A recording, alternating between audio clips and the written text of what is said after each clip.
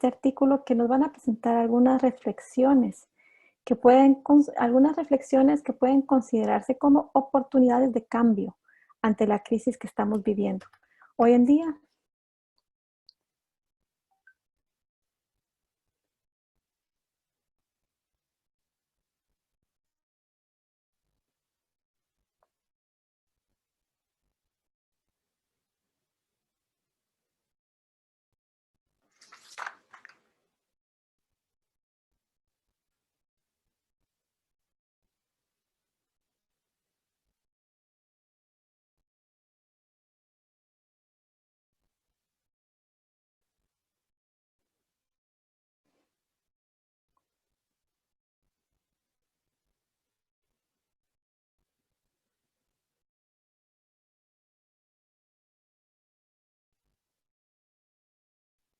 Van a escuchar otro webinar que hemos lanzado en la Funcagua, también están disponibles en nuestras redes sociales, www.funcagua.org.gt.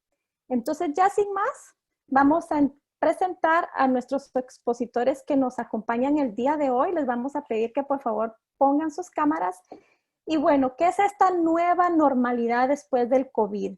Este es un artículo que, como dije anteriormente, lanzó el Observatorio Económico Sostenible de la Universidad del Valle de Guatemala sobre esos aspectos que nos llevan a una nueva normalidad. Y como bien dice el artículo, cada crisis también genera oportunidades de cambio, que es lo que hoy nos van a estar presentando los expositores. Entonces, para mí es un gran honor presentar al doctor Edwin Castellanos. Él es el director del Observatorio Económico Sostenible del Centro de Estudios de Investigaciones de la Universidad del Valle de Guatemala. Hasta abril de este año fue el decano de dicho instituto y hasta el 2017 fue el director del Centro de Estudios Ambientales y Biodiversidad de la Universidad del Valle. El doctor tiene un doctorado en Ciencias Ambientales de la Universidad de Indiana University, una maestría en Química Analítica de la Michigan State University y una licenciatura en Química de la Universidad del Valle. Participa en el Panel Intergubernamental de Cambio Climático, el IPCC, como autor principal y coordinador en el 6º Informe Mundial de Cambio Climático en el capítulo de vulnerabilidad y adaptación para Centro y Sudamérica. Aparte del cambio climático, sus intereses de investigación incluyen la gobernanza, el manejo comunal de recursos naturales, particularmente los bosques y el agua. Adicionalmente, el doctor tiene un reconocimiento por su trabajo científico y cuenta con la Medalla Nacional de Ciencia y Tecnología.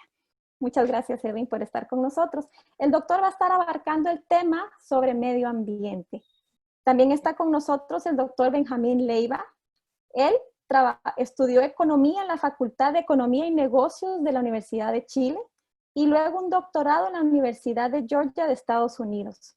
Sus motivaciones personales se relacionan con la desigualdad y sostenibilidad, y sus intereses de investigación cubren renta económica, sostenibilidad, desarrollo, sistemas energéticos y teoría económica.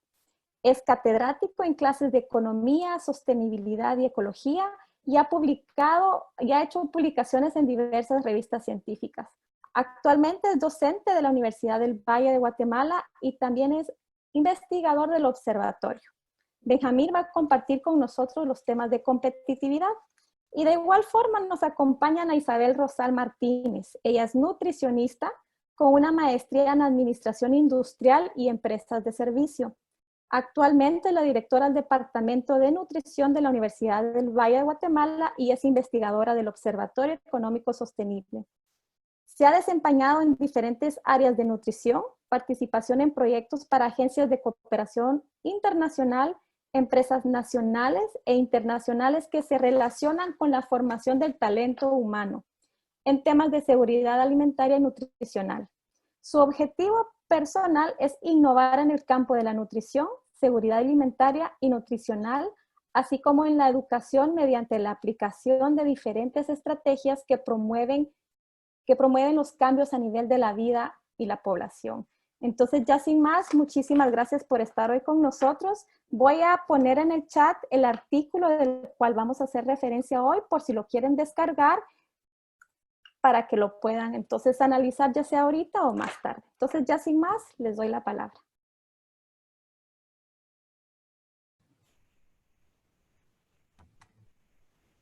Muchas gracias. Ahorita yo no sé si ya pueden ver mi video porque tenía algunos problemas técnicos.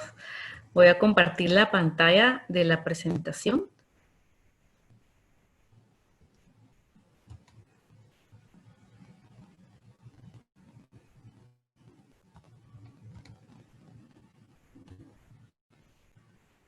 ¿Me podrían indicar si logran ver la pantalla? Sí, se puede ver. Isabel. Solo ¿Sí? ponla en modo de presentación. Perfecto.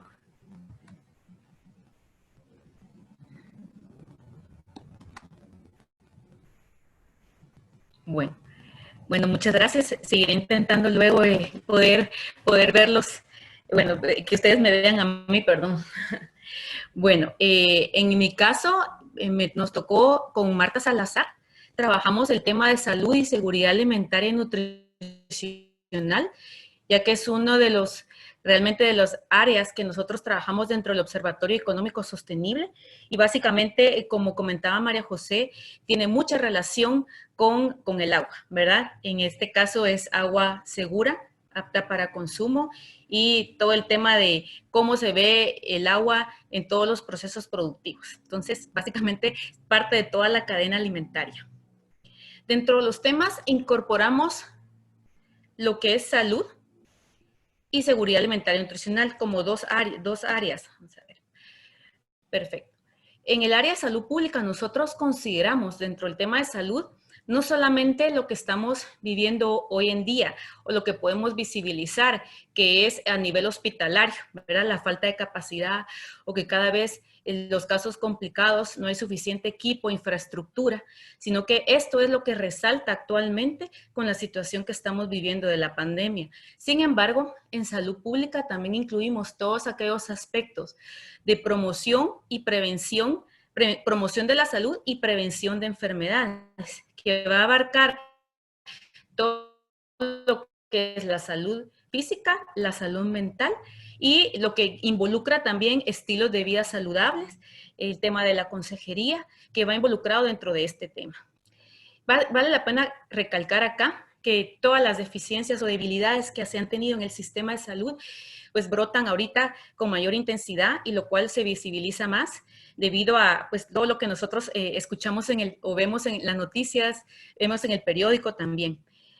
Básicamente aquí tengo unas cifras que si nosotros las vemos por sí solas, aisladas, son cifras que nos dan la situación de Guatemala. Sin embargo, cuando nosotros ya comparamos con base a estándares o recomendaciones a nivel mundial y a nivel de Latinoamérica, pues cabe mencionar la urgencia, ¿verdad?, de abordar estos temas. Dentro de la inversión en salud pública en Guatemala, tenemos que es un 2.4% del Producto Interno Bruto, cuando en realidad la recomendación a nivel de la Organización Mundial de la Salud es un 6%. Básicamente, todo el de este 2.4% se está utilizando, o se debería utilizar en toda la salud en general y no solamente para abordar la situación actual que estamos viviendo. Entonces, tenemos una brecha la cual debe ser cubierta de alguna manera para nosotros poder asegurar esa calidad de vida que todos los guatemaltecos merecen. Dentro de las otras interesantes temas que nosotros podemos hacer comparación, ¿verdad? La capacidad de atención a nivel de Guatemala es un 25% de la población total. O sea que podemos tener una calidad de atención aproximadamente para el 25% de la población. Tenemos un médico por cada 1.370 personas, cuando el promedio en Latinoamérica son 463 personas atendidas por un médico. Básicamente, por eso es el tema de las noticias, ¿verdad? Cuando cada vez más el número de casos aumenta, pues es de mayor preocupación. Una cama por cada 1.666 personas, cuando en realidad el promedio es una cama por 505 personas. un enfermero por 2.004 personas a nivel de Guatemala, cuando el promedio a nivel Latinoamérica es de 213. Entonces, acá podemos ver que si nosotros tenemos esta situación actual, donde están atendiendo el tema de la pandemia, hemos descuidado también otras áreas en las que este personal de salud se ha dedicado, como es el tema de la atención primaria en salud, que requiere siempre atención, principalmente donde se enfocan acciones esenciales en nutrición, también dentro de las que van incluidas el tema de consejería, agua y saneamiento. Esto también es importante porque no solamente va a afectar la salud de las personas, sino que también su economía. Dentro de los datos que se encuentran previo, ¿verdad?, al COVID-19, tenemos que el gasto de bolsillo para la población guatemalteca, esto quiere decir que es el gasto que las personas desembolsan, ¿verdad?, de sus ingresos para pago a salud, es mayor al 50%, cuando el promedio a nivel de Latinoamérica no es mayor al 25%. Entonces, estamos viendo que se vuelve un círculo vicioso, ¿verdad? Tenemos cada vez más la situación ahorita ha deteriorado o ha parado todo lo que es atención en servicios de salud, en consultas externas, y esto ha obligado a la persona a hacer un mayor desembolso en enfermedades que pueden ser comunes actualmente y que viene a deteriorar más el acceso que puedan tener a alimentos o a servicios básicos. Dentro de esto, incluimos como recomendaciones. Las recomendaciones realmente ya han sido lineamientos o propuestas que han desarrollado expertos en la temática a nivel de Guatemala. Lo importante y lo que nosotros hacemos dentro de este artículo es resaltar la importancia de tomar las acciones. En este caso, las recomendaciones van a una recuperación económica que sea a la brevedad posible, lo más rápido posible, ¿no? Con un aumento estimado en 1% del PIB en un año y el siguiente restante en 5 años. De acuerdo a datos también que nosotros logramos identificar en el informe, si nosotros no tenemos políticas agresivas, vamos a llegar a tener ese 6% de gasto dedicado a salud en el año 2069. Entonces, mientras tanto, seguimos con esta situación de una debilidad en el sistema de salud. ¿Qué áreas debemos de priorizar y fortalecer? El primer nivel de atención. Básicamente, atención básica. Todo lo que nosotros podemos, actividades que se pueden desarrollar en el primer nivel de atención, que son la vacunación, ¿verdad? Suplementación, el tema de consejería, atenciones que van más enfocadas a la prevención, ¿verdad? Lactancia materna, puede ser atención prenatal, ¿verdad? Monitoreo y crecimiento del niño. ¿Y por qué se justifica la importancia en fortalecer este primer nivel?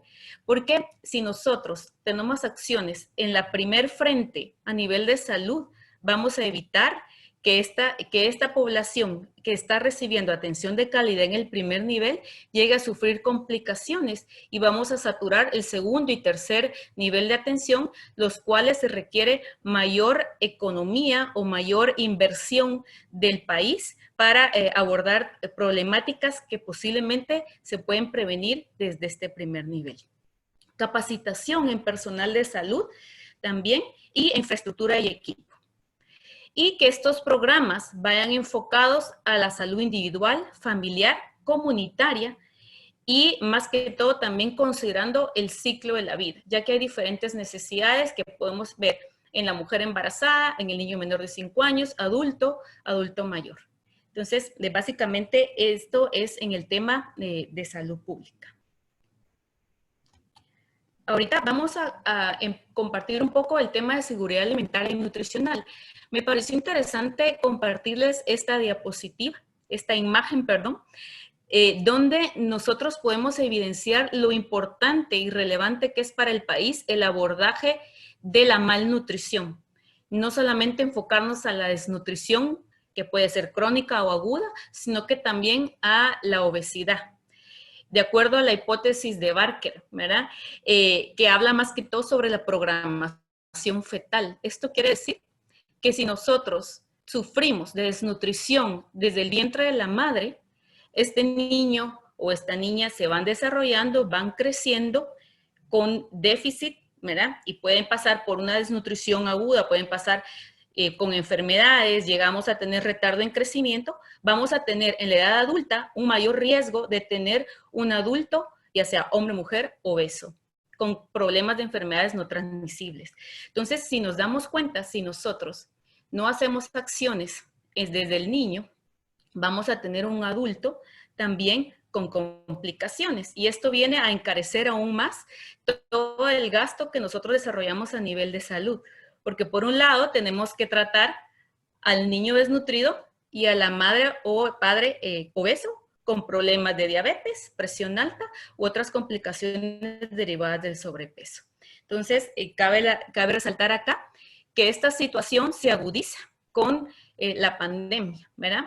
Porque tenemos mayor riesgo a contagios en personas con un sistema inmunitario debilitado y por otro lado tenemos mayor riesgo de mortalidad en personas con obesidad y enfermedades no transmisibles. Entonces, los dos se deben de tratar de una forma integral. Bueno, esta frase fue muy interesante que, pues, de acuerdo a sitios como Programa Mundial de Alimentos y otras organizaciones que también están trabajando, la pandemia del COVID también arriesga una pandemia de hambre, lo cual se estamos viendo evidente, ¿verdad? Nosotros posiblemente a nivel de ciudad podemos ver algunas personas con necesidad de alimentos, sin embargo, en comunidades donde ya había un déficit, se prevé que la crisis alimentaria va a ser de un aumento del 50% a raíz de esta situación, ¿verdad? Estadísticas o informes que se tienen sin habla que 16 de cada 100 personas satisfacen sus necesidades nutricionales. Y de ahí viene el tema de la desnutrición crónica. No tienen suficiente, ¿verdad? No cubren sus necesidades y se va dando este déficit que va teniendo repercusiones en talla en los niños. Va a haber crisis más agudas donde los niños realmente en periodo de semanas se desnutren hasta llegar a desnutrición aguda. O sea, tenemos por ambos lados, ¿verdad? Tenemos desnutrición que va siendo de forma gradual y la desnutrición que puede ser de una forma aguda. Los menores de 5 años son los más afectados por la desnutrición crónica. Tenemos principalmente los grupos vulnerables, el área rural y la población indígena, ¿verdad? Básicamente, si nosotros vemos y regresamos al porcentaje de inversión del PIB para salud, es un 6%. Y cuando vemos el costo ocasionado por la desnutrición es un 11%. Entonces, realmente el invertir ese 6% nos traería mayores beneficios y menos inversión en costos ocasionados por la desnutrición. ¿Qué costos son ocasionados aquí? Pues el tema también relacionado con enfermedades que vienen derivadas de la desnutrición, también el tema de la productividad, porque una persona que ha sufrido desnutrición crónica va a tener realmente menor productividad en la edad adulta. Eso es por un lado, esto digamos viendo del lado del déficit alimentario, ¿verdad? O desnutrición. También vemos que del lado de enfermedades no transmisibles y sobrepeso y obesidad, ¿por qué nosotros las hablamos en el mismo contexto? Porque hay mayor riesgo de enfermedades no transmisibles en las personas que sufren sobrepeso y obesidad, ¿verdad? ¿Cuáles son estas enfermedades? Diabetes, hipertensión, enfermedad cardiovascular y algunos tipos de cáncer, entre otras. Pero sin embargo, ¿por qué es importante también incluirlo? De acuerdo a estadísticas que que vienen, digamos, de otros países, que se han hecho estudios sobre el COVID, las personas sanas tienen una tasa de letalidad de 0.9%. Con enfermedad cardiovascular, pues si se pueden dar cuenta, pues es 10 veces mayor alrededor. Personas con diabetes es un 7.3% y las enfermedades con enfermedad respiratoria crónica. Entonces, se hace importante el abordaje de todas estas situaciones, primero por el débil sistema inmunitario, que en realidad no solamente se ocasiona en personas desnutridas, sino que también en sobrepeso y obesidad.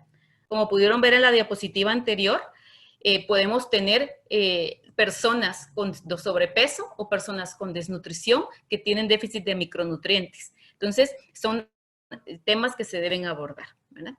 Alrededor de 1.5 millones de personas están padeciendo enfermedades no transmisibles en Guatemala, siendo acá más alrededor de un 45% personas que son menores, digamos que pueden ser personas relativamente jóvenes, y entonces hay un mayor riesgo, ¿verdad? Porque van a vivir por más tiempo con este tipo de enfermedades y complicaciones, lo cual también va a aumentar la inversión en salud a nivel de país.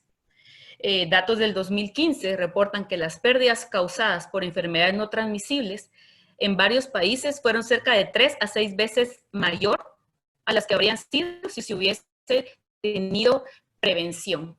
Entonces, una vez más, recalcamos, ¿verdad? Ese 6% de la inversión en salud pública nos beneficiaría, tal vez reduciendo los costos ocasionados por la desnutrición y a eso aunado la atención que requieren las personas con sobrepeso y obesidad.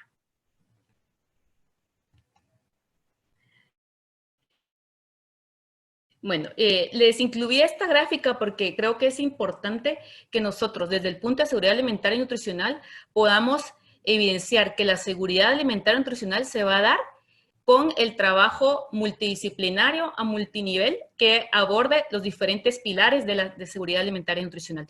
Desde la disponibilidad, que es el lograr que las personas tengan suficientes alimentos disponibles, hasta llegar a la nutrición y adecuada utilización biológica de los mismos. Entonces, como recomendaciones aquí enfocadas para ambas áreas, es poder realizar intervenciones de nutrición, que la propuesta de un informe de costeo de intervenciones habla del 0.22% del PIB, con el objetivo de llegar a 1.75 para el año 2021.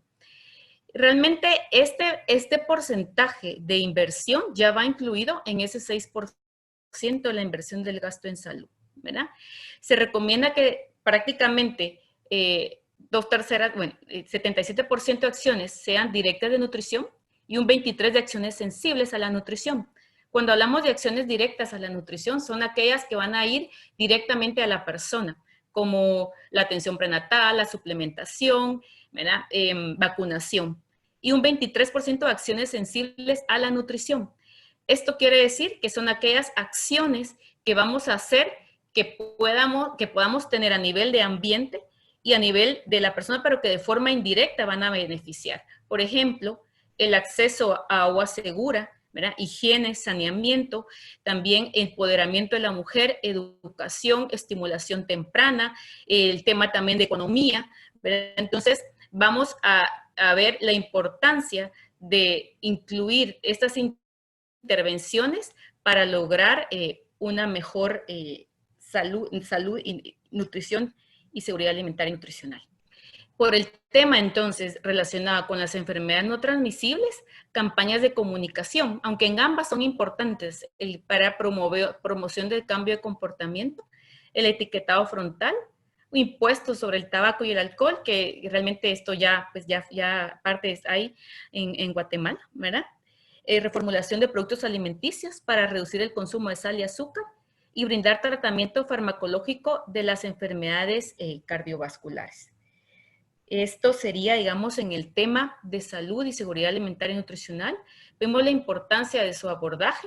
También vemos la importancia también de contar con agua, que sea agua segura dentro de las acciones sensibles a la nutrición.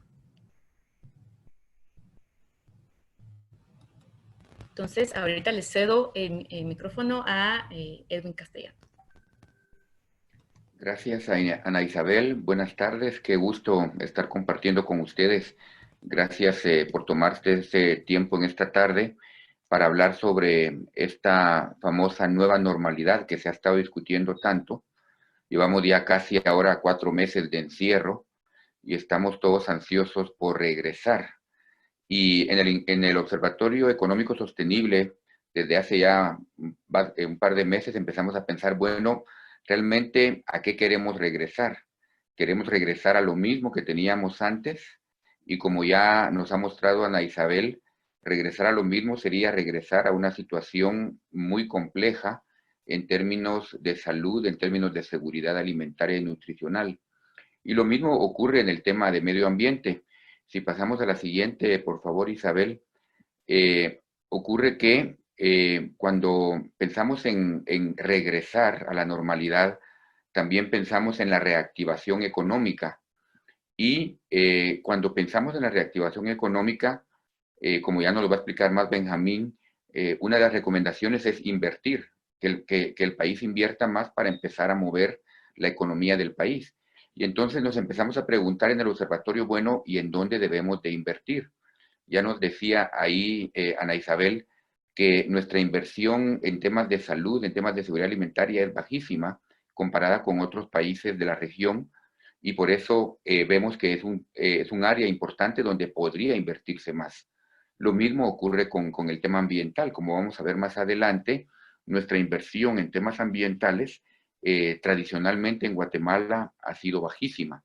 Y entonces si hablamos de regresar a una normalidad, estaríamos hablando en regresar a temas de desequilibrio ambiental, temas de exceso en términos del uso de nuestros recursos, temas de deterioro ambiental. Y en ese sentido, muchas veces cuando se habla de temas ambientales, lo que vemos en la discusión es que se habla como de una dicotomía. Bueno, ¿será que tenemos que conservar? ¿Será que tenemos que desarrollar?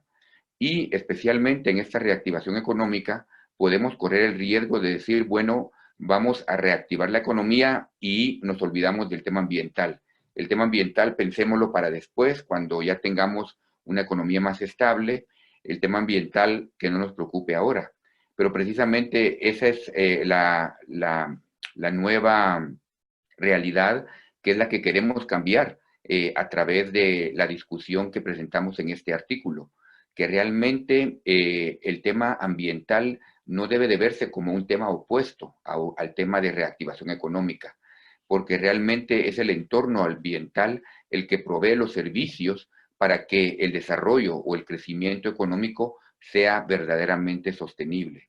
En otras palabras, si únicamente nos preocupamos de producir más y producir más, sin preocuparnos en conservar ese entorno que está dando los servicios para que esa producción se mantenga, tarde o temprano esa producción va a colapsar. De esa cuenta, entonces, la pregunta nunca debe de ser, ¿será que conservamos o será que producimos? ¿Será que conservamos o será que desarrollamos? La pregunta que los guatemaltecos y todo el mundo realmente debemos de hacernos es, ¿cómo nos desarrollamos, cómo producimos más mientras conservamos esos recursos naturales que nos dan los servicios que permiten que la economía siga creciendo? Y definitivamente en Guatemala, como en otras partes del mundo, vemos muchos ejemplos de cómo ese crecimiento económico, no solamente en los últimos años, sino en el último siglo, se ha hecho a expensas de deteriorar esos servicios ambientales. Vemos entonces problemas de deforestación, problemas de pérdida de biodiversidad y más recientemente el problema tan grave de calentamiento global que nos trae un problema de cambios drásticos en el clima. Estos son problemas ambientales muy serios que pueden presentar crisis incluso más graves que la crisis actual del COVID. La crisis actual del COVID, pues obviamente no quiero minimizarla, es algo bastante grave a nivel mundial, pero con las medidas adecuadas, especialmente cuando finalmente tengamos una vacuna, pues como las otras pandemias que han ocurrido en el pasado, va a pasar. El tema de cambio climático, por otro lado, es mucho más intenso, es mucho más difícil de controlar. Los cambios que hemos hecho a nuestra atmósfera, los cambios que hemos hecho a nuestra superficie del planeta, ya no son tan fácilmente reversibles. Si queremos nosotros evitar estos problemas de cambio climático, no nos va a llevar 2 o 3 o 10 años, nos va a llevar 50 o 100 años. Entonces, nuestro impacto en el medio ambiente nos hace ahora que tengamos que pensar en cómo empezar a trabajar, empezar a vivir de una forma más sustentable. Y esta crisis nos ha dado esa oportunidad de pensar qué cosas podemos cambiar que nos pueden hacer más sustentables. Ejemplos muy concretos. Esta misma videoconferencia que estamos teniendo. Si no tuviéramos el COVID, posiblemente esto sería un evento en vivo donde les hubiéramos pedido a todos ustedes que manejaran su vehículo o tomaran transporte público y llegaran hasta la Universidad del Valle. Pónganse a pensar ustedes, no sé, espero que no se les haya olvidado, si los hubiéramos invitado a las 4 de la tarde a que llegaran a la Universidad del Valle, los colegas que están en la San Carlos, los colegas que están en el norte de la ciudad, ¿cuánto tiempo se habrían tardado en llegar a la universidad? ¿Cuánto tiempo de su día valioso hubieran perdido? Y no solo eso, ¿cuánta contaminación hubieran producido? ¿Cuánta contaminación por el humo negro que generan nuestros autobuses? ¿Cuánta contaminación por los combustibles fósiles que quemamos en nuestros vehículos? Entonces, esta nueva normalidad de tener estas videoconferencias, a mí personalmente me encantan. Y yo espero realmente que cuando termine esta situación de la pandemia, al menos dentro de mi círculo de trabajo profesional, voy a mantener en la medida de lo posible las videoconferencias para estar evitando esas movilizaciones de horas que teníamos en el tráfico de la ciudad. Otras cuestiones tan sencillas como el mismo transporte público, ¿no? Vemos ahora una ciudad mucho más limpia, con un aire más claro, porque definitivamente nuestras camionetas, nuestros autobuses, pues los que están en buenas condiciones tal vez están más o menos bien, pero la gran mayoría muchas veces parecen chimeneas de humo negro. Y definitivamente vemos ahora el efecto de no tener autobuses en una calidad de aire mucho mejor. Qué lindo sería entonces que al regresar nosotros a una nueva normalidad, regresáramos a una normalidad donde los buses ya no sacaran humo negro. ¿Qué tipo de buses serían esos? Pues serían los buses eléctricos. Un bus eléctrico que puede recargarse en su estación y que durante todo su recorrido no tiene ni una sola emisión. Es algo que no es utópico. En muchísimas ciudades del mundo eso se hace. Incluso pensemos, tenemos ahora esta situación de las placas de un día que salen solo los pares, del otro día los impares. Son cosas que en ciudades grandes como México se hacen ya cotidianamente. Ya nos hemos empezado ahora a acostumbrar a eso, a ordenar nuestro movimiento, unos días sí, otros días no. Pues eso podríamos mantenerlo para mantener un tráfico más bajo, una contaminación más baja. Obviamente eso depende de tener un sistema de transporte más eficiente, un sistema público, para que los que no usen vehículos puedan usar ese transporte. Así que vemos entonces que la nueva normalidad realmente nos puede traer muchas oportunidades si agarramos las cosas buenas que hemos hecho en estos últimos 4 meses. La siguiente, por favor, Isabel. Vamos a hablar también del tema de agua. Si Isabel está por ahí escuchándonos. Ahí está. Ajá, gracias. El tema de agua, pues es el tema central en esta conferencia porque estamos siendo invitados por Funcagua, a la cual agradecemos este espacio. Y realmente el tema agua es otro tema fundamental en el cual podemos ver que ha sido un tema descuidado en el país. En Guatemala tenemos agua abundante, somos bendecidos por tener un exceso de agua, pero posiblemente por tener ese exceso es que hemos sido descuidados. Cuando tenemos mucho de algo realmente no nos preocupa, nos empieza a preocupar realmente cuando lo empezamos a ver que se está acabando. Y eso es lo que estamos viendo ahora en la ciudad de Guatemala. Estamos viendo que los pozos se están secando, estamos viendo que cada vez hay más gente que tiene escasez de agua. Como lo vimos, como dice acá en esta diapositiva, estudios que hemos hecho muestran que en promedio en el país las familias pasan hasta 6 días al mes sin tener agua adecuada. Y eso no debería de ocurrir porque realmente cuando vemos la cantidad de lluvia que cae en Guatemala, apenas llegamos a utilizar un 20-22% de esa lluvia y tenemos un 80% de agua que se va sin utilizarse. Deberíamos de tener exceso. El problema entonces ha sido una mala gestión del agua. El problema ha sido especialmente que ensuciamos ese 20% del agua y lo tiramos sucio sin limpiarlo y terminamos ensuciando el 80% que ya no utilizamos. Y entonces realmente por cuestiones de mala gestión, por cuestiones de no limpiar el agua que ensuciamos, terminamos nosotros teniendo esas limitaciones de agua. Definitivamente las gestiones de agua, las inversiones que hagamos en agua, son inversiones en mejoras públicas, son inversiones en más salud pública y son inversiones en más competitividad del país. El agua es fundamental para la economía del país. Si queremos reactivar la economía del país de forma sustentable, tenemos que invertir más en el agua. Definitivamente invertir no solamente en hacer más infraestructura gris, especialmente en hacer más infraestructura verde, más reforestación, más áreas de captación hídrica que ayuden a recargar esa agua subterránea que como no la vemos, no sabemos que se está acabando, pero en efecto se está terminando. Así que definitivamente tenemos que mejorar nuestra gestión del agua y eso pasa por tener también una mejor legislación, la famosa ley de agua que tanto se nos ha escapado, que tanto nos ha evadido. Siguiente, por favor, Isabel. Y finalmente, en esta crisis también es importante pensar en los temas de biodiversidad, los temas de conservación de bosques. Vemos nosotros que el COVID realmente es una enfermedad que ha estado vinculada a el movimiento de virus entre especies. Muchas veces son virus que aparecen en especies silvestres, pero por el contacto que tenemos con esas especies silvestres, eventualmente esos virus entran al cuerpo humano y se convierten en estas pandemias, que no es la única que hemos tenido recientemente. Hemos tenido otras pandemias, no tan extensas tal vez como esta, pero siempre con esa asociación de haber tenido alguna vinculación con animales, ¿no? Las famosas enfermedades zoonóticas que ahora se están estudiando tanto. Entonces, definitivamente, conservar nuestra biodiversidad, conservar nuestros bosques, es también una inversión en conservar nuestra salud.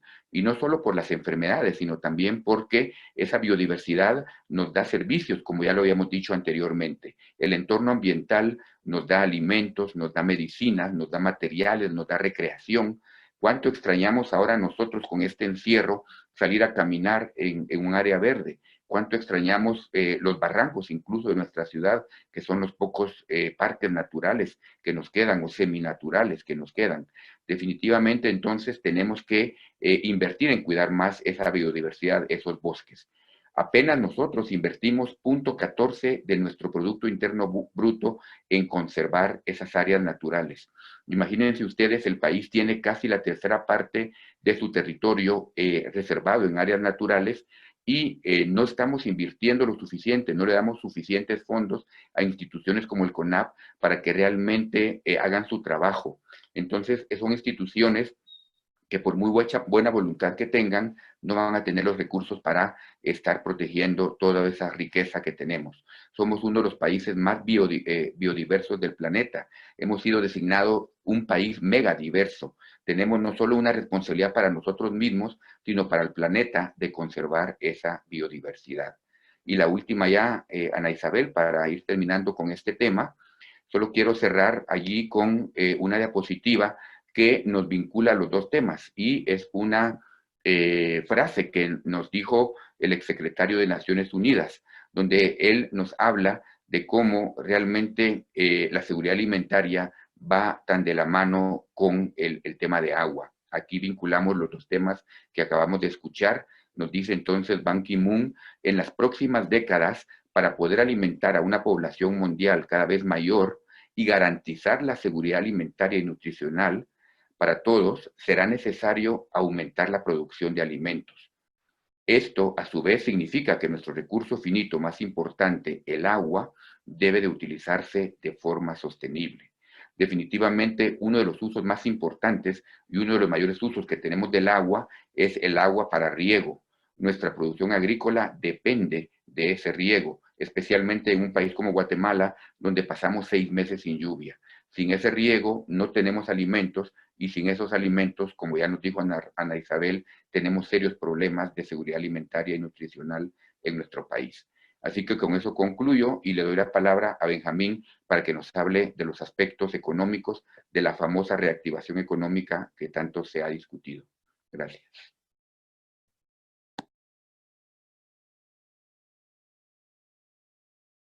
Tu micrófono, Benjamín, tu micrófono. Yo ya hablaba, ya hablaba. Muchas gracias, Edwin. Muchas gracias a Funcagua y a María José por la invitación y por crear esta instancia.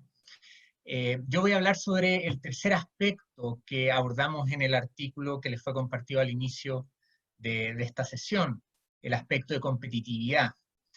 Siguiente diapositiva, por favor. La competitividad, para simplemente estar claros de lo que estamos hablando, se entiende como el conjunto de instituciones, políticas, de factores en general que inciden en el nivel de productividad. Ese es el punto clave, la productividad. Y esto es clave para el bienestar y el desarrollo social y económico de todo país. No es la bala de plata con la cual se puede mejorar el bienestar de forma inambigua. No es que es suficiente, pero sí uno puede con cierta certeza estar seguro que es una condición necesaria. Si es que uno tiene un bajo nivel de productividad, es decir, una baja competitividad, los niveles de productividad, los niveles de salarios van a ser consecuentemente bajos, y en definitiva lo que eso lleva es que las oportunidades a las que tiene acceso la población son bajas. A pesar de esto, y lamentablemente, Guatemala se sitúa en el lugar 98 de 141 en el índice de competitividad global del Fondo Económico Mundial, del Foro Económico Mundial. Este índice se construye a base de un conjunto de indicadores que abordan diferentes aspectos que tienen que ver con la competitividad de un país. El peor desempeño en Guatemala está asociado a la capacidad de innovación, a la adopción de tecnologías de información y comunicación y a las instituciones. Siguiente, por favor. El Foro Económico Mundial agrupa los pilares de competitividad para entender de qué se trata esta cuestión, ¿verdad? En 3 dimensiones: los requerimientos básicos, los potenciadores de eficiencia y finalmente la innovación y sofisticación. Y ahí están los 12 pilares. Nosotros lo que hicimos para abordar esto y que no se transformara en una enciclopedia este artículo, fue en realidad concentrarnos en aquellos pilares que podríamos asociar más con el COVID, dado que estamos, ¿verdad?, no hablando de competitividad en abstracto, sino en competitividad, en cómo mejoramos la competitividad en el contexto de una pandemia y de cómo construimos una nueva normalidad que sea mejor de lo que teníamos antes. Entonces, siguiente por favor, nos concentramos en estos pilares, ¿verdad? El de instituciones nos enfocamos en modernización de estructuras legales. Salud y educación primaria nos enfocamos en capital humano. Eficiencia del mercado laboral, abordamos el tema de informalidad. En preparación tecnológica, específicamente digitalización. Y en innovación, específicamente en vinculación, academia, industria. Entonces ahora voy a abordar brevemente cada uno de estos aspectos. Siguiente, por favor. El motivo por el cual nos enfocamos en modernización de estructuras legales es porque la recuperación post-pandemia se facilitaría mucho con cambios que fomenten la inversión e innovación. En la hoja de ruta de innovación que desarrolló el observatorio, se identifican estos 5, bueno, son 4, en realidad el quinto no está identificado ahí. Son esos 4 primeros aspectos claves. Incentivos, especialmente tributarios, a la innovación y desarrollo. Leyes de propiedad intelectual que identifiquen los obstáculos para el uso de las innovaciones. No es tanto, aunque es una parte importante, no es tanto la protección de quienes crearon algo nuevo, sino son los mecanismos para que se ponga en uso aquello nuevo que ha sido creado. Por otra parte, tenemos la protección inversionista, especialmente los minoritarios y emprendimientos, que es importante para mejorar la confianza en los nuevos negocios, que es algo fundamental cuando uno quiere incentivar la inversión. Esto va a ser especialmente importante al transitar hacia la nueva normalidad, porque hay que recordar que la recesión que se nos viene es algo que no hemos experimentado desde 1945. Desde la Segunda Guerra Mundial, que el mundo había experimentado simultáneamente en todos los países, es decir, en todos los países desarrollados y en vías de desarrollo, una recesión conjunta. Y el nivel, la agudeza de esta recesión va a ser especialmente aguda en Latinoamérica. En Latinoamérica se espera un impacto más profundo que en Europa y que en Asia. Por esto mismo, también importa optimizar la formación de empresas. Hoy en Guatemala, el tiempo promedio de formar una empresa son 25 días y cuesta más o menos $1.000. Eso es una barrera gigantesca para la innovación. Para darles una referencia que conozco cercanamente porque yo soy chileno, en Chile uno puede hacer una empresa en un día y te cuesta $100. Es tan simple que yo hice 2 empresas. y ninguna de las dos funcionó. Pero no importó, porque era como un trámite que uno hacía hacia el rato, uno probaba, no funcionaba, y al siguiente. Eso es lo que uno necesita para poder crear realmente un ecosistema de innovación que sea dinámico. Y un último aspecto importante para que esta nueva normalidad nos lleve a una economía más competitiva es promulgar finalmente la ley de competencia. Es bien curioso que Guatemala, junto con Bolivia, es el único país de Latinoamérica que no tiene una ley de competencia, estando basado en un sistema libre de mercado.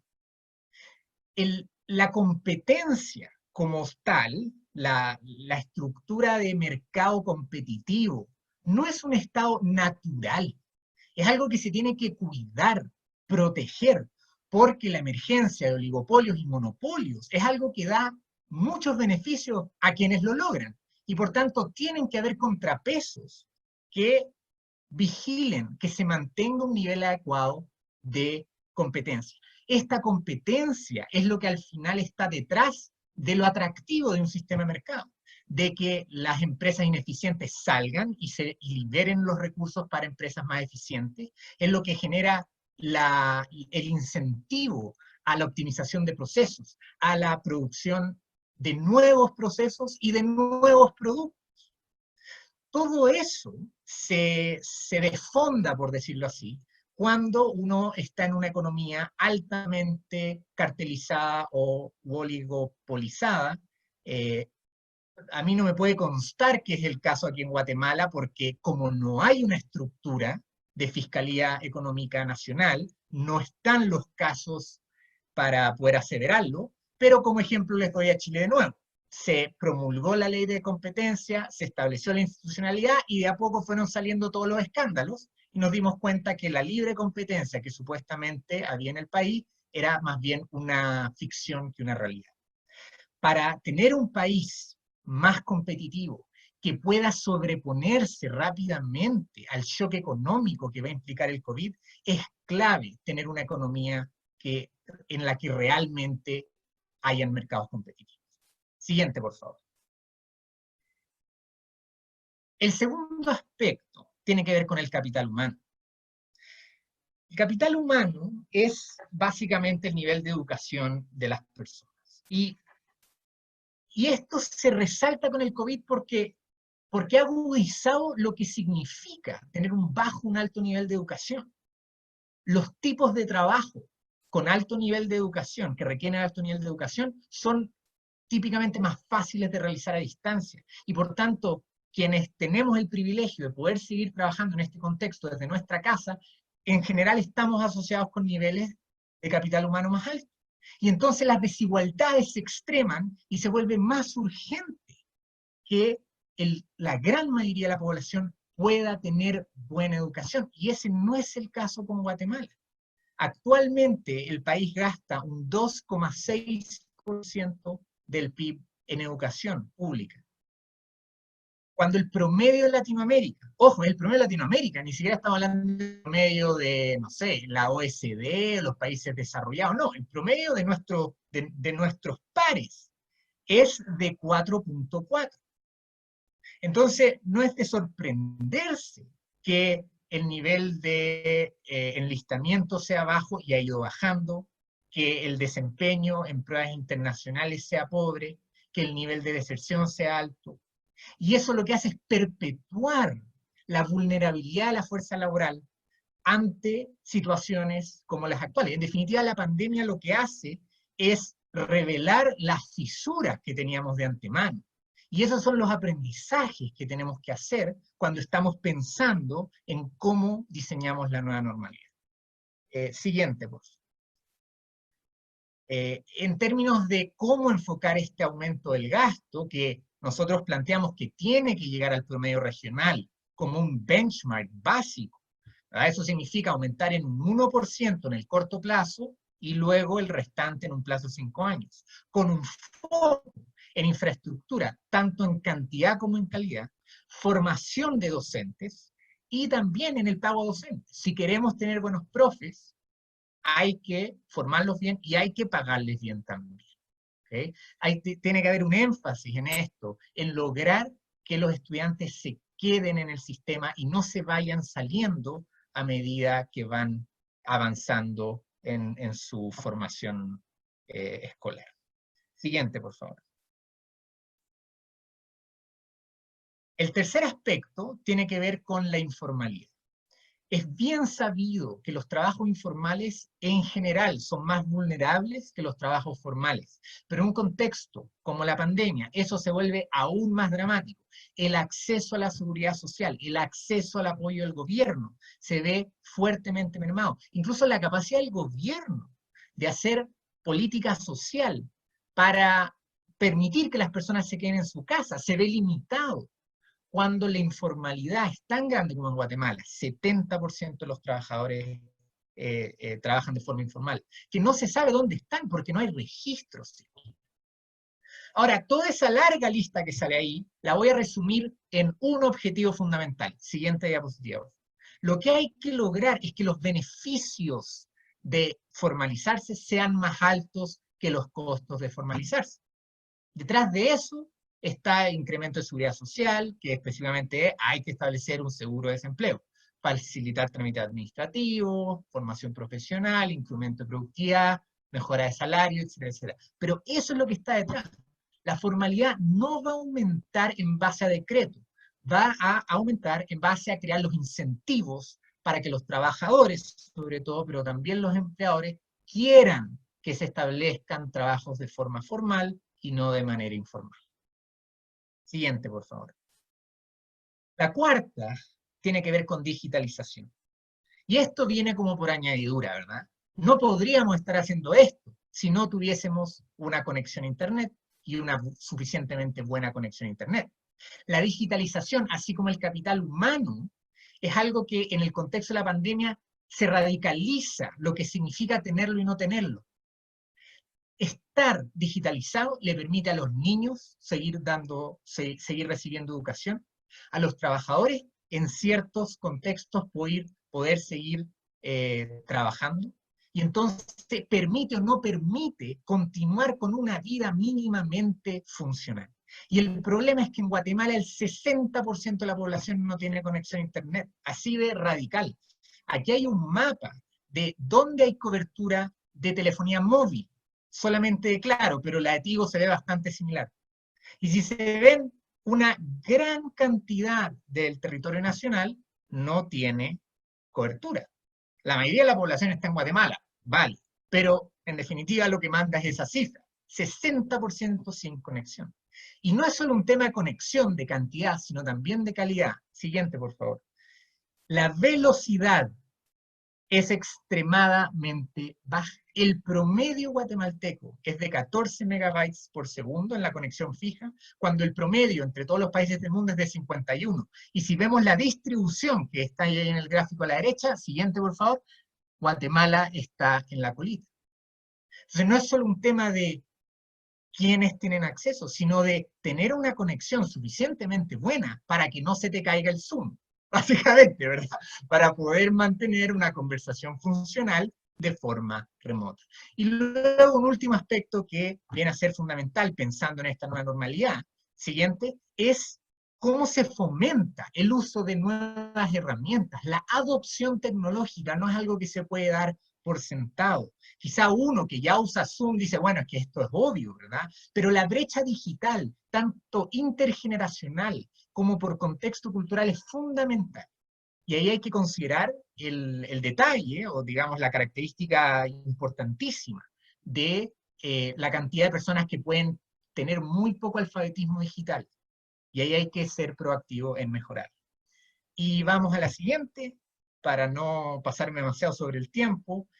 La vinculación academia-industria. En este contexto de pandemia se ha visto muy claramente lo importante que es tener buenos datos y saber interpretar bien los datos y saber reaccionar bien ante los datos. Una de las críticas importantes que ha tenido el gobierno de Guatemala, pero muchos otros gobiernos, el gobierno chileno, el gobierno estadounidense, es cómo manejan los datos y cómo basan las políticas ante la pandemia en base a la mejor evidencia posible. Eso ha destacado el rol que tiene que jugar la academia en mejorar la sofisticación de cómo se hacen las cosas en la sociedad. Y esta vinculación entonces abre un mundo de posibilidades. Acá, basados en la Política Nacional de Desarrollo Científico, la CENACIT, ¿verdad? Nosotros aquí no inventamos de nuevo la rueda, sino simplemente ordenamos qué cosas ya están planteadas y que hay que aprovechar el momento que nos genera esta crisis para avanzarlas, dado que se vuelven especialmente relevantes en este contexto. Y aquí hay una plataforma nacional para la transferencia tecnológica, optimización de mecanismos para la provisión de servicios al sector privado de parte de la academia, crear directamente grupos universidad-industria, y por último, ya un poco más ambicioso, la constitución de consorcios de investigación más sofisticados. Y esto fomentando la innovación del país que permita mejorar la competitividad, pero también ahí hay algo de instalar de una forma más profunda la forma de pensamiento y de rigor académico dentro de distintos sectores de la sociedad. Siguiente. Entonces, para dar cierre a lo que hemos estado hablando y de este artículo, es bastante claro que nosotros estamos planteando, bueno, hay que gastar más en esto, hay que gastar más en salud, hay que gastar más en protección medioambiental, hay que gastar más en educación, ¿ok? Y esto pasa porque, y decimos gastar más es que el Estado gaste más, ¿verdad? Es porque cuando aparece una crisis así de fuerte, como la pandemia, se nos recuerda cuál es el rol del Estado en la sociedad, ¿verdad? Cuando todo va bien, a mucha gente se le olvida para qué está el Estado. El Estado está para resolver los problemas colectivos. Los problemas colectivos como son una pandemia, pero como son cosas mucho más cotidianas, como la congestión vehicular, la gobernanza sobre bienes comunes como el agua, como el aire, como los peces, entre otras cosas. Entonces, al recordar y enfatizar el rol que juega el Estado, es un llamado al final a reconsiderar la forma en que en Guatemala se ha reconocido el Estado en la sociedad. Y eso no significa, y quizás esto es ridículo tener que defenderme de antemano de esto, pero hay mucho doctrinismo, mucha visión ideológica frente a esto. Esto no significa que el Estado tiene que cubrir todo y el sector privado tiene que desaparecer, sino es entender que la complementariedad entre los dos sectores es fundamental para un país desarrollado. Y ese es el modelo que han tomado absolutamente todos los países que han llegado a altos niveles de bienestar. Todos, todos. Hay quizá alguna excepción en casos bien específicos. Singapur tiene un rol del Estado un poco más chico, pero tiene que ver con una posición estratégica y logró llegar ahí gracias a un Estado bien claro, ¿verdad?, en lo que hacía. Taiwán tiene una historia muy especial, ¿verdad? O sea, son casi como buscando la excepción. Ahora, cuando planteamos un mayor gasto, nosotros lo planteamos de forma permanente. Primero hay un tema de reactivación económica, de política fiscal expansiva, que es de forma inmediata, pero lo que nosotros estamos planteando acá en términos de una nueva normalidad es un gasto permanente, y como tal requiere de mayores impuestos, y ese siempre es un tema delicado, ¿verdad? Es incómodo, genera muchas ronchas, muchas peleas, porque a nadie le gusta que le suban los impuestos, por supuesto que no. Un par de observaciones. La primera es que cualquier aumento de impuestos tiene que ser después de la crisis económica, ¿verdad? Obviamente, aumentar los impuestos ahora sería un desastre. Entonces hay que esperar que la situación económica se normalice un poco y entonces hay que aumentar los impuestos. Los aumentos de gasto actuales se tienen que financiar en base a deuda, como lo está haciendo el gobierno. Y el segundo aspecto es que todo aumento de impuestos tiene que observar suficiencia para el tamaño y el rol que le queremos asignar al Estado, eficiencia, que se vuelve algo mucho más importante cuando uno habla de un Estado más grande, y una tributación equitativa, es decir, que quien tiene más, pague más. Esos son principios de buenos sistemas tributarios universales. Por último, solamente destacar que un mayor gasto, al realzar la importancia de la eficiencia y efectividad del gasto público, llama a un conjunto de reformas que tienen que ver con el Estado, para no vernos con, como no hemos visto ahora, que se ejecuta el 1% del presupuesto para hospitales en plena pandemia, porque no hay capacidad de gestión, ¿verdad? Y para eso necesitamos, por lo menos, reforma a ley electoral, reforma a ley de compra, reforma al servicio civil, especialmente la segunda y la tercera, para mejorar considerablemente la capacidad de ejecución del Estado. ¿Okay? Y por último, y aquí sí es último, les quería dejar con un par de imágenes para mostrarles que en realidad reconsiderar el rol del Estado en Guatemala es algo que es muy pertinente, dado lo extremo de la situación actual. Siguiente, por favor. A la izquierda tienen cuál es la carga tributaria guatemalteca como porcentaje del PIB comparado al resto del mundo. Guatemala está ahí en negro, en verde están los países latinoamericanos, el resto son en azul. Y a la derecha es la carga tributaria. Guatemala tiene un estado que, por usar la analogía que creo que corresponde más, es un estado desnutrido. Así como los niños guatemaltecos, ¿verdad? Las 50% de los niños guatemaltecos están desnutridos, bueno, el Estado está desnutrido. No podemos pensar que el Estado va a poder realizar el rol que le corresponde como forma de articular la resolución a nuestros problemas colectivos si es que lo tenemos desnutrido y completamente incapacitado de realizar sus funciones. Con eso, creo que cerramos bien lo que cubre el artículo y cerramos para poder pasar ya a una ronda más de preguntas y respuestas. Muchas gracias. Muchísimas gracias, Benjamín, Edwin y Ana Silvia. Realmente tenemos grandes retos, oportunidades de cambio que presentan, pero cuando yo pienso en todas esas oportunidades de cambio y pienso en el agua, me surgen otras reflexiones y otras preocupaciones. Y bueno, el tema de agua sabemos que no, desde mi punto de vista, no puede haber una reactivación económica si no sabemos cómo estamos en el tema de agua. Si el agua llegara a ser escasa, creo que al salir de una pandemia y meternos a un problema de escasez de agua, pues entraríamos a otra grave dificultad. Y en el tema de agua es ahora lo que quiero abordar en estos tres componentes de salud, de competitividad y de temas ambientales. Y mi primera pregunta iría para Edwin sobre el tema del cambio climático y la provisión de agua. ¿Cómo estamos en ese aspecto sabiendo la información que se tiene en cuanto a los ríos, en cuanto a los descensos de los acuíferos? ¿Tienen ustedes algunos datos sobre la información que existe de la relación entre cambio climático y agua para Guatemala? Sí, gracias, María José, por la pregunta. Voy a ver ya, porque quería mostrarles unos mapas que hemos trabajado en la Universidad del Valle.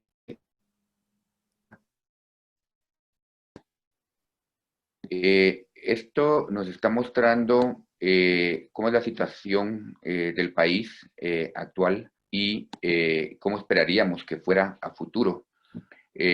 Como ya decía yo en mi intervención, Guatemala está bendecido por ser un país que tiene abundante lluvia.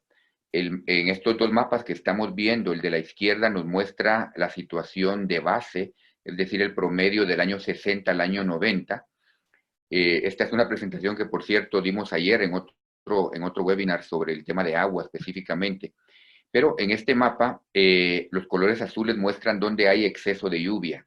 Vemos que en la Boca Costa, en la otra parte de Boca Costa Norte, podríamos llamarle, del país, tenemos lluvias de 3, 4, 5 metros al año, que es un exceso. Las partes amarillas muestran las áreas donde las lluvias son adecuadas, 1 o 2 metros de lluvia al año, y esta pequeña parte café que vemos acá es el famoso corredor seco, que es la única área del país donde la lluvia es relativamente deficitaria, pero incluso ahí tenemos lluvias de 600, 700 milímetros, que en otras partes del mundo se consideran más que adecuadas. Lo interesante es ver cómo en el año 2050, en un modelo de cambio climático, que ustedes lo pueden encontrar en un artículo que escribimos en el 2018, ahí está el sitio web de la revista UAM, donde pueden ver este artículo y otros más de interés en cómo cafés empiezan a hacerse no solo más grandes, sino más intensas. Vemos que el corredor seco se hace más extenso, incluso llega a acercarse muchísimo a la ciudad de Guatemala, que está acá.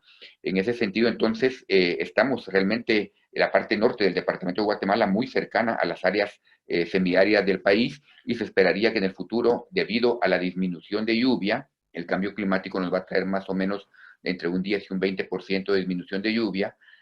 Muchas áreas del país se van a hacer mucho más áridas. El corredor seco se va a hacer no semiárido como es ahora, sino totalmente árido, y el norte de Petén y la costa sur se van a volver semiáridos. Entonces, definitivamente, si actualmente estamos teniendo problemas de disponibilidad de agua, con menos lluvia que nos va a traer el cambio climático, esa disponibilidad va a hacerse todavía más limitada. Y el problema no solamente es menos lluvia en el largo plazo, el problema, como ya lo decía en un momento dado, es la temporalidad de la lluvia. Pasamos 6 meses sin lluvia. Y lo que está trayendo el cambio climático es precisamente lo que llaman comúnmente un aumento de la canícula. Pero realmente no es un aumento de la canícula, lo que es que las lluvias están viniendo más tarde. Las famosas lluvias de mayo, ¿no?, que son tan útiles para los agricultores, están siendo cada vez más escasas. Hasta un dicho teníamos, no te esperaba como agua de lluvia, porque los agricultores esperan esa agua como agua, como te esperaba esperando como agua de mayo, perdón, dice el dicho, ¿no? Porque los agricultores esperan el agua de mayo para sus siembras. Pero en todo caso, el cambio climático está haciendo que esas lluvias de mayo, de junio, cada vez sean menos escasas, y definitivamente eso está poniendo mucho estrés en el área de agricultura, pero también incluso en el área de agua domiciliar, ¿no? En la ciudad de Guatemala de por sí tenemos ya escasez de agua, y ahora con épocas secas más largas, esa escasez se hace más acentuada. Sí, gracias. Y a todos los que nos escuchan, nuevamente recordarles que si tienen preguntas las pueden escribir en el chat, donde vamos a estarlas leyendo. Gracias, Edwin. Realmente es complejo el tema. La Funcagua, para los que no conocen y los que nos están escuchando, es una fundación para conservar el agua en la región metropolitana de Guatemala. Y los estudios que hemos hecho sobre aguas subterráneas, pues nos indican que los acuíferos están bajando. Solo en este año monitoreamos un pozo donde el descenso en 6 meses fue de más de 60 metros. Entonces, pensemos que eso está sucediendo en un pozo de la región metropolitana de Guatemala. ¿Cómo podemos hablar de competitividad y de esa activación económica si realmente estamos agotando ese recurso tan valioso que es el agua, y que desde mi punto de vista es un eje transversal para todo lo que ustedes mencionaban hoy en día? Y ahí va mi pregunta hacia ti, Benjamín. Tú hablaste de unas reformas de leyes, que sería una recomendación. Desde tu punto de vista y desde tu conocimiento y experiencia profesional, ¿considerarías tú que podría incluirse ahí como un mecanismo para activar todo esto, una ley de aguas? Obviamente no es una reforma porque no tenemos, pero ¿considerarías tú que dentro de ese paquete se tendría que hacer indispensable el promulgar una ley de aguas? Mira, siéndote sincero, para la reactivación misma, que es algo de corto plazo, es decir, es algo de 2020, 2021, máximo 2022, no. Porque el tema de agua es algo que nos va a pasar la cuenta quizá en 5 años, 4 años, 10 años. O sea, no es lo que a mí, en mi visión, va a quebrar la posibilidad de desarrollar actividad económica ahora. Entonces, no está asociado a este fenómeno de crisis. Pero lo que es innegable es que una mala gobernanza del agua, que solamente se puede obtener con una ley de agua, ¿verdad? Es como inusitado que no haya una ley de agua, así como es inusitado que no haya una ley de competencia. Son de las cosas que cuando yo llegué para acá el año pasado fue como, ¿qué? No lo podía creer. Se necesitan para que esa reactivación se pueda mantener.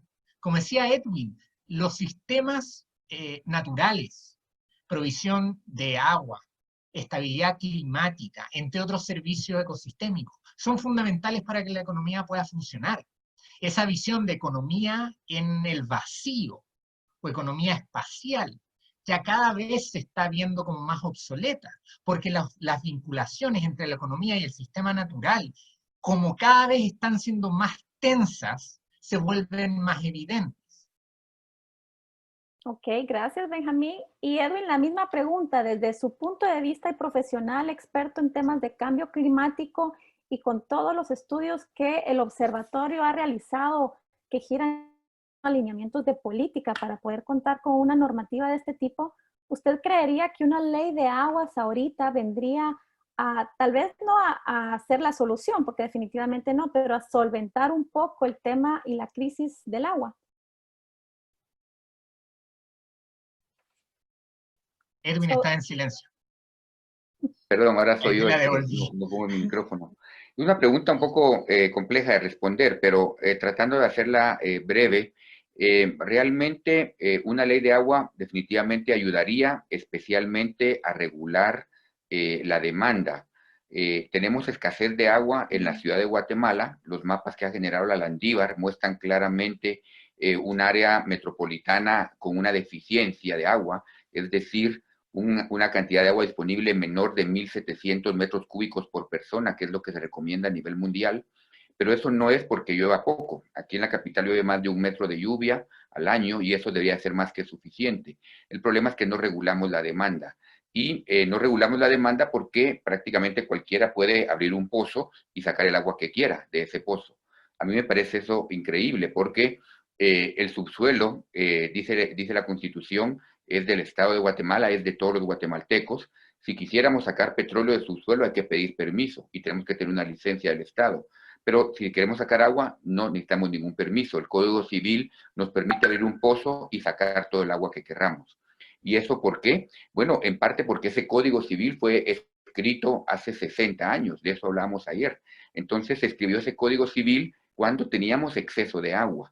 Ahora ya no debería ser eso, que cualquiera abre un pozo y cualquiera puede sacar lo que quiera. Es una tragedia de los comunes eso, porque el agua subterránea es de todos y cualquiera está sacando esa agua, la mete a botellas, la mete a pipas y la va a vender. Entonces realmente un recurso que es comunal de todos se está privatizando de esa forma. En ese sentido, una ley que regule esa utilización de agua sería muy útil. Pero también quisiera enfatizar de que no es la única solución. Definitivamente una ley de agua tiene que ir muy amarrada con un fortalecimiento institucional del Estado, especialmente el organismo ejecutivo, el organismo judicial, porque hemos visto tantas leyes en Guatemala, no solamente en temas de recursos naturales. Se pasan leyes que luego no se pueden implementar. ¿Y por qué no se pueden implementar? Porque el organismo responsable, que en este caso sería el Ministerio de Ambiente, es tan débil que no tiene capacidad institucional o capacidad humana de implementarla. E incluso cuando se encuentran problemas con la ley, cuando alguien tiene una infracción contra esa ley, tenemos un sistema judicial tan débil que es muy difícil lograr llegar a una penalización o a una sanción. Entonces, sí necesitamos una ley de agua, pero también necesitamos instituciones que puedan aplicar esa ley. Y más allá de una ley, porque no todo se resuelve con leyes, para terminar la pregunta, por eso decía que es un poco compleja, lo que requerimos es educación, porque al final de cuentas, por muy fortalecido que esté el gobierno, el Estado, no podemos tener a alguien cuidando cada una de las esquinas del país para que los recursos funcionen bien. Al final de cuentas, tiene que ser toda la población educada, consciente de que el agua es vital, de que el agua es un recurso renovable si lo usamos de forma renovable. Si lo desperdiciamos, si lo ensuciamos, si no lo limpiamos, nunca va a ser renovable. Entonces, definitivamente, legislación debe ir muy de la mano con educación y con conciencia de la población. Gracias. Por supuesto, y en ese aspecto el tema de educación muy importante, no solo para el tema ambiental, sino salud también, como nos explicaba Ana Silvia, ¿verdad? Que también nos comentaba que la salud en ese primer nivel es sumamente, perdón, la educación en ese primer nivel es sumamente importante. Pero entonces ahora quiero preguntarle a Ana Silvia, en el tema de agua, y cuando usted mencionaba agua Ana Isabel. Ana Isabel, perdón. Tal vez Ana Silvia no iba a contestar. Ana Isabel, en el tema de agua, y cuando usted mencionaba el tema de agua segura, ¿cuál sería el costo-beneficio de estas acciones? O sea, si estamos promoviendo agua segura para evitar temas de salud, o sea, para fortalecer el tema de salud y seguridad alimentaria, ¿Cuáles serían estas acciones necesarias para hacer cuando sabemos que estamos en una situación a nivel, por lo menos en la región metropolitana de Guatemala, donde los acuíferos están descendiendo o que tenemos agua de mala calidad, ¿verdad? Cuando nos platicamos de ríos. Perfecto. Gracias. Y nuevamente me disculpo por el video. Hice intento y no he logrado, pero bueno, contestaré así, de esta manera. El agua segura es indispensable desde el proceso de producción. Como bien, pues, los expertos en agua también saben, nosotros prácticamente el agua, prácticamente el 70% se usa dirigido a procesos productivos. En el hogar es importante contar desde el momento de la higiene personal, ¿verdad? El lavado de manos. Vemos cómo ahorita, con el tema de la pandemia, esto ha sido prioritario, ¿verdad? Se enfatiza mucho en la higiene, en el lavado de manos, en el agua para preparar los alimentos, ¿verdad? Básicamente, si no tenemos agua segura y no podemos preparar alimentos, todo esto va a redundar en enfermedades para el ser humano. Y si nosotros seguimos y tenemos este círculo de la desnutrición, ¿verdad? Que un niño desnutrido llega a ser adulto desnutrido, adulto obeso, se va haciendo y perpetuando este círculo vicioso, ¿verdad? Tenemos personas con un déficit o nivel inmunitario débil, están consumiendo alimentos contaminados, va a haber enfermedades, ¿verdad? Diarreas, enfermedades derivadas también a alimentos como bacterias, ¿verdad? Que esto lo que va a provocar entonces es mucho mayor débil sistema y estado nutricional. Sí, realmente pensamos agua segura, desde mi perspectiva era agua segura en cuanto a garantizar. Vamos también al tema de la calidad. Obviamente no podemos garantizar calidad de agua cuando nuestros ríos están altamente contaminados. Y de igual forma es difícil garantizar esta agua segura cuando tenemos datos de cómo los acuíferos están descendiendo. Entonces sí, obviamente el agua es un eje transversal a todos estos temas, ¿verdad? Porque si no tenemos agua, es muy difícil promover la reactivación económica, promover que todas esas empresas e industrias continúen sus actividades ya después de la pandemia, porque obviamente es un recurso que no sabemos en qué situación está.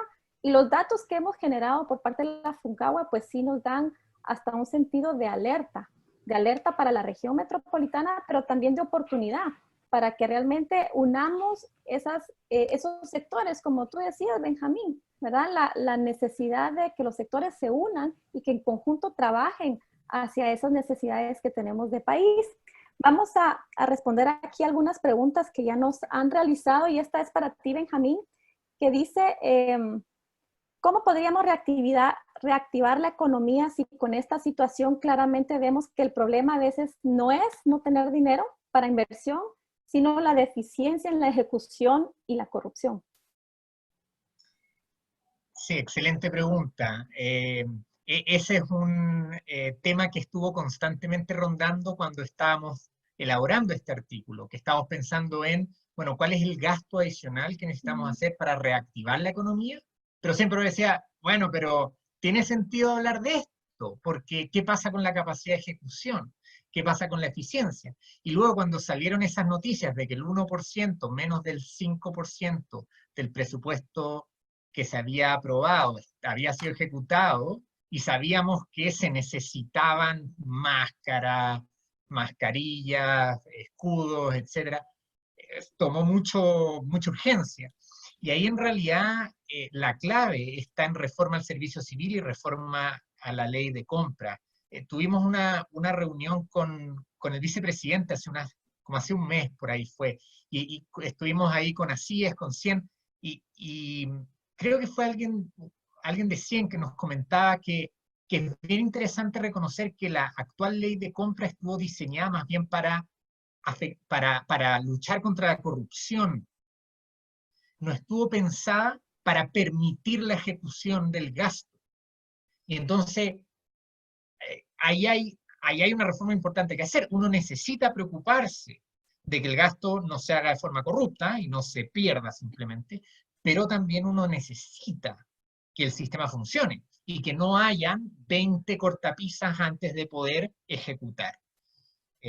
Así que ahí están donde yo veo los dos elementos centrales para poder avanzar en eso, ley de servicio civil y modificar la ley de compras. Gracias, Benjamín. Esta pregunta va para el doctor Castellanos y dice, sabiendo que los desequilibrios ambientales han provocado el surgimiento del virus como el COVID, ¿qué instrumentos de política, desde su punto de vista, considera deben fortalecerse hoy en día en el país? ¿O qué instrumentos nuevos deberían de desarrollarse con el objetivo de hacer sostenible el manejo de los recursos naturales? Y gracias por la pregunta. Va muy en la línea de lo último que decía mi intervención. Por un lado, tenemos ya leyes en Guatemala que lastimosamente no siempre se cumplen. Por ejemplo, tenemos una ley forestal que está diseñada para mantener un balance cero de cobertura, de cambio de cobertura forestal. Una ley forestal que me dice que si yo voy a deforestar un área, tengo que sembrar un área por lo menos igual. Entonces, si esa ley se cumpliera a cabalidad, no estaríamos viendo las 100,000 hectáreas de bosque que perdemos actualmente. Entonces ya tenemos el instrumento allí, pero simplemente no hay capacidad de ejecutarlo, de ponerlo en funcionamiento adecuadamente. Tenemos también la ley que regula las descargas de aguas residuales, ¿no? Que pide que las aguas residuales se limpien. Esa ley viene desde el 2006 y ha estado aplazándose por situaciones políticas, por situaciones de falta de capacidad del gobierno de implementarla. Entonces, en primer lugar, lo que necesitamos es que las leyes que ya existan se puedan aplicar, se tenga un gobierno que no esté desnutrido, como decía Benjamín, sino que pueda tener la fortaleza para poder aplicar estas leyes.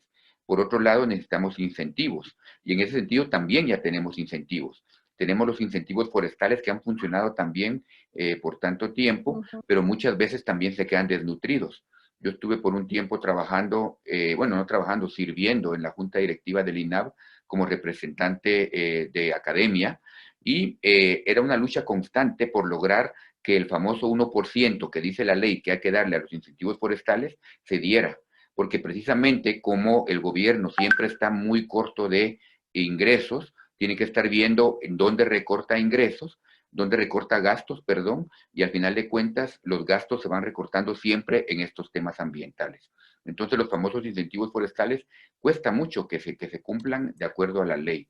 Podemos tener incentivos de basura, por ejemplo. La basura es un gran problema en el país y la basura realmente tiene una riqueza grande. Si recicláramos, si reusáramos, ahí tendríamos mucha riqueza que aprovechar y eso se puede hacer con incentivos adecuados. Y finalmente, ya hablamos de leyes y hablamos de incentivos, el tercer eje siempre tiene que ser educación, como ya lo decía anteriormente. Si no tenemos una población educada, no vamos a lograr nada. Y aquí estamos hablando de educación formal e educación informal. Tenemos que educar a nuestros niños desde pequeños, ¿verdad? Ahí es donde tenemos la esperanza de ese cambio de mentalidad a futuro, si logramos que nuestros niños realmente vean ese valor de conservar el entorno ambiental. Y también hablamos de educación informal, es decir, campañas de publicidad, ¿verdad? Por ejemplo, el tema de tirar la basura en los barrancos, que es casi cultural aquí en Guatemala. A mí me parece algo increíble que la gente piense que el barranco es el mejor lugar para tirar la basura, pero así es aquí en Guatemala. Ese tipo de cosas habría que cambiarlas con campañas masivas de publicidad, que digan claramente, miren, el peor lugar para basura es el barranco, porque en el fondo del barranco hay un río, y ese río, si se contamina, estamos perdiendo esa agua que es la que nos urge tener. Gracias, Edwin. Y ya para ir concluyendo, tengo una última pregunta también para usted, Edwin, que dice, ¿cómo afectará el cambio de régimen de lluvias los bosques que existen actualmente? Como mostraba yo en el mapa que compartí anteriormente, el país se va a ir secando, ¿verdad? Eso es lo que nos muestran los modelos climáticos. Vamos a tener un entorno más seco. Hemos sido un país altamente lluvioso, altamente tropical en ese sentido, pero especialmente el norte del Petén, que tristemente es donde tenemos la mayoría de nuestros bosques, es el área que más se va a secar. Esos bosques del norte del Petén, los que han estado ahí saben, son bosques llamados caducifolios, es decir, que pierden sus hojas en la época seca, porque son áreas que ya son relativamente secas. Y lo que va a pasar es que esos bosques cada vez van a volver más secos. Entonces, los bosques que tenemos en Petén, que son muy frondosos, que son árboles muy altos, cada vez van a ser menos frondosos, cada vez van a ser menos altos. No sé si alguien ha tenido oportunidad de visitar, por ejemplo, el norte de Yucatán, alrededor de Chichén Itzá. Allí los árboles son más pequeñitos, casi parecen arbustos. Hacia eso van a tender algunos de nuestros bosques. Y como yo decía, el corredor seco, que actualmente es semiárido, va a volverse todavía más seco. Entonces vamos a empezar a ver cambios en ecosistemas definitivamente, y esos son cambios que prácticamente no pueden evitarse, a menos que logremos evitar que el cambio climático siga incrementándose tan fuertemente.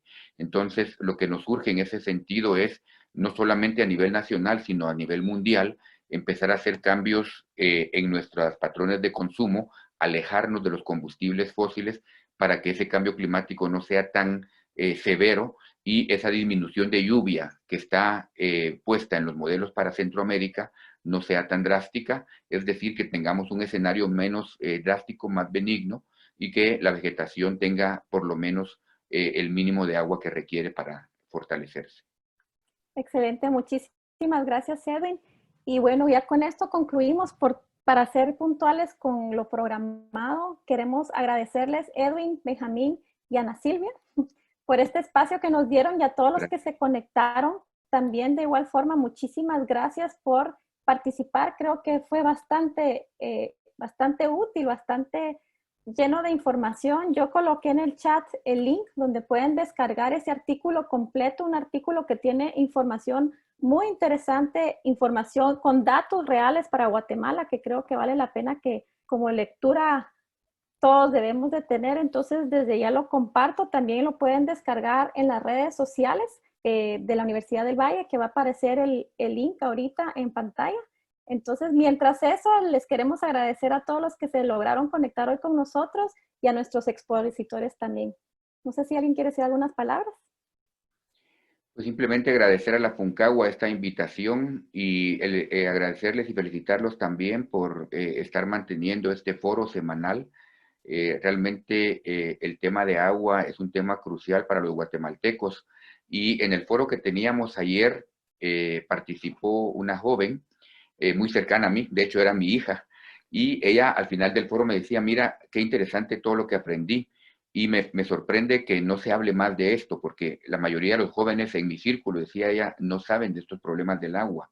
No sabemos de que el agua se está acabando en la ciudad. Lo que tú decías, María José, esa disminución de pozos, de profundidad de pozos tan drástica, es algo que todo mundo tendría que saber. Así que felicitaciones por estos espacios de discusión, y pues aquí estamos como Universidad del Valle para acompañar estos procesos y seguir trabajando con ustedes. Gracias. Muchísimas gracias. Ahí está el link de donde pueden también descargar el documento que estamos hoy analizando y discutiendo. Es el portal de la Universidad del Valle de Guatemala. Y bueno, gracias a todos los que nos escucharon. La semana entrante vamos a seguir en el mismo espacio, Hablemos del Agua, con otro tema de interés, y es la crónica de una muerte anunciada. Vamos a tener la participación del doctor Juan Carlos Rosito, quien nos va a hablar un poco sobre los estudios que ellos han hecho con isótopos y lo que dice. Lamentablemente es algo atractivo el título, pero real, ¿verdad? La crónica de una muerte anunciada, el agua subterránea en la región metropolitana de Guatemala, unos datos que ellos van a mostrar.